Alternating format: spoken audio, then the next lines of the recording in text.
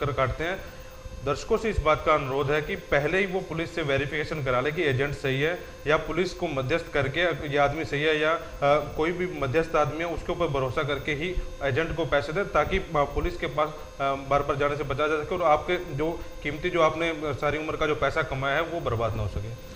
मैं city channel के दर्शकों को ये भी जानकारी देना चाहूँगा कि आमतौर पर जो किराएदार की वेरिफिकेशन है वो इस मामले को लेके थोड़े से सेंसिटिव रहते हैं कि फार्म कहाँ से लेके आएंगे। तो मैं उनकी ये समस्या का समाधान पानीपत पुलिस जल्दी ही करने वाली है और बहुत जल्दी एसपी ऑफिस में आप किसी भी ब्रांच में जाके वो फार्म वहाँ से ले सकते हैं। हम लोग बहुत जल्दी वहाँ पर अवेलेबल करा देंगे। दूसरा, जैसा कुलवंत जी ने अभी बताया कि जो लोग बाहर भेजने के नाम पर पैसों की ठगी कर लेते हैं, ऐसे व्यक्तियों से आप पूरे के पूरे सावधान रहें, क्योंकि जो भी आप पैसे दे रहे हैं उनकी रसीद ज़रूर पालें।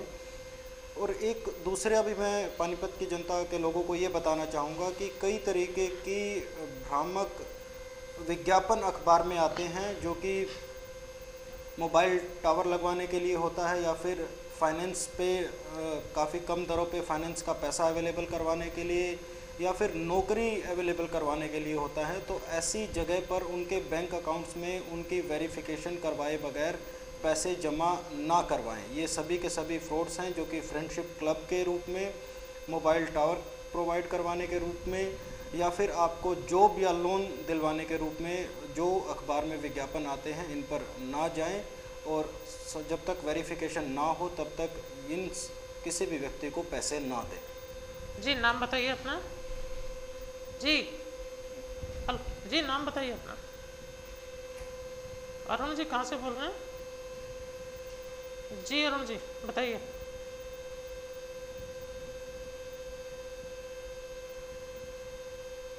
जी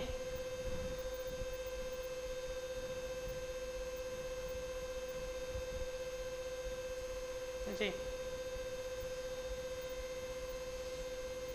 जी अरुण।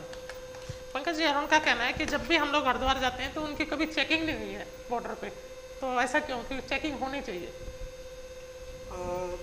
देखिए, हरिद्वार का जो हमारा सनौली बॉर्डर है, इस पर रेगुलर चेकिंग होती रहती है और इस पर हम जो ये व्यक्ति जाते हैं, किसी बस में बैठकर जाते हैं या किसी दूसरे व्हीकल में बैठकर जाते हैं, तो आम जनता की हरासमेंट ना हो इस तरीके के व्यक्तियों की चेकिंग नहीं होती। पर जो तस्करी का रूट है वो मोस्टली यूपी से पानीपत आते हुए है, तो ऐसे व्हीकल्स पे हमारी ज़्यादा चेकिंग होती है जो यूपी से हमारी तरफ आ रहे हैं। जब और जो व्हीकल हमारे यहाँ से यूपी की तरफ जा रहे हैं उन पर भी हम रेगुलर चेकिंग करते रहते हैं। मे बी अगर इनकी चेकिंग नहीं हुई है तो आगे से इनकी चेकिंग पर भी ध्यान रखा जाएगा। जी, नाम बताइए अपना। जी प्रदीप जी, कहाँ से बोल रहे हैं? नहीं, पानीपत में कहाँ से बोल रहे हैं प्रदीप जी? नई सब्जी मंडी। जी बताइए।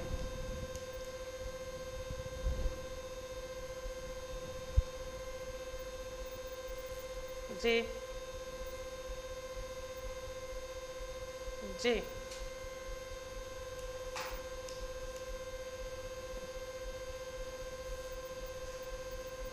देखिए प्रदीप जी, आज ही इसी कार्यक्रम में आप अगर कार्यक्रम देख रहे हैं तो हमारे पास ओवरलोडिंग की समस्या को लेके भी अभी पर्सन आया था, तो लोगों को कोई परेशानी ना हो, तो इस बात का भी ध्यान रखना चाहिए ना प्रदीप जी।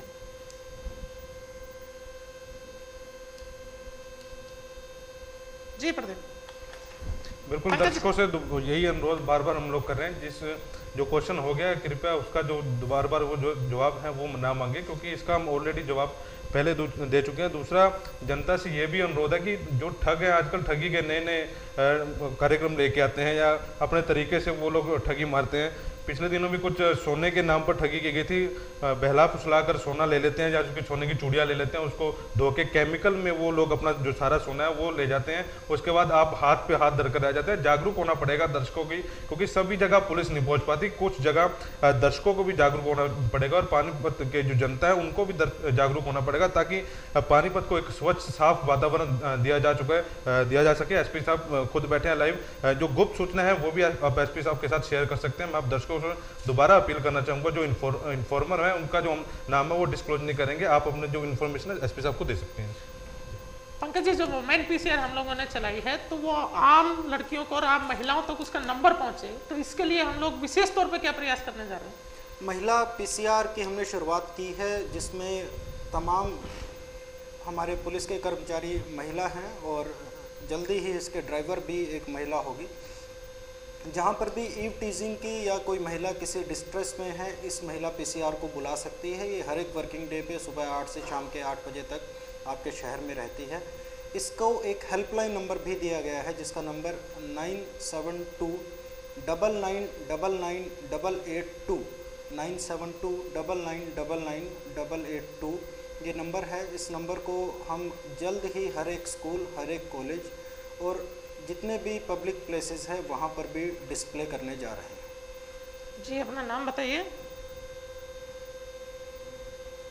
जी सुनील, कोटानी रोड से बोल रहे हैं आप? 30 तारीख को। जी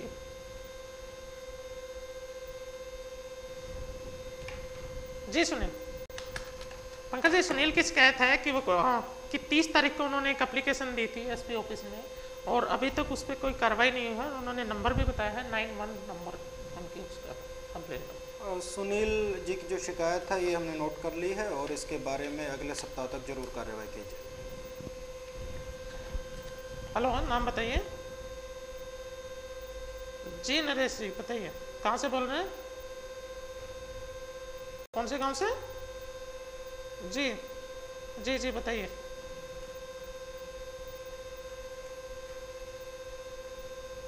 जी जी जी, हौसला अफजाई के लिए धन्यवाद नरेश जी। बिल्कुल, एक समय था, एक ज़माना ऐसा था, लोग पुलिस के पास जाने से कतराते थे। थाने में तो कोई लोग जाया करते थे, लेकिन आज पुलिस के पास ऐसे संसाधन है कि आप बेझिझक होकर पुलिस के पास जा सकते हैं, अपनी जो शिकायत है वो रख सकते हैं। महिला सेल कमांडो एसपी साहब का खुद का स्टाफ है जो लोग कार्रवाई करते हैं। तो आप दर्शकों से अनुरोध है, बिल्कुल दिल खोलकर बेझिझके जो आपकी शिकायतें हैं वो रखें और हम आपको आश्वासन दिलाते हैं उनका जो निदान है वो इसी कार्यक्रम के दौरान होगा और एसपी साहब यहीं बैठे लाइव में आपको आश्वासन देंगे। जी, अपना नाम बताइए। जी डिम्पी जी, तहसील कैंप से बोल रहे हैं आप? जी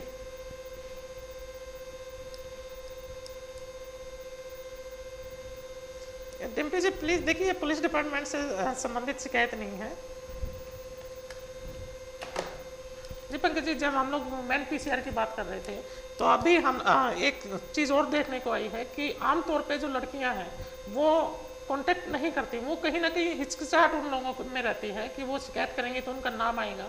तो ऐसे उनकी जो वो ये समस्या है वो दूर हो और वो बिना किसी हिचक के वो अपनी शिकायत दर्ज करें। तो क्या इस तरह की पुलिस विभाग की तरफ से कोई काउंसलिंग कॉलेज में या इस तरह के स्कूलों में क्या हम लोग कर पाएंगे?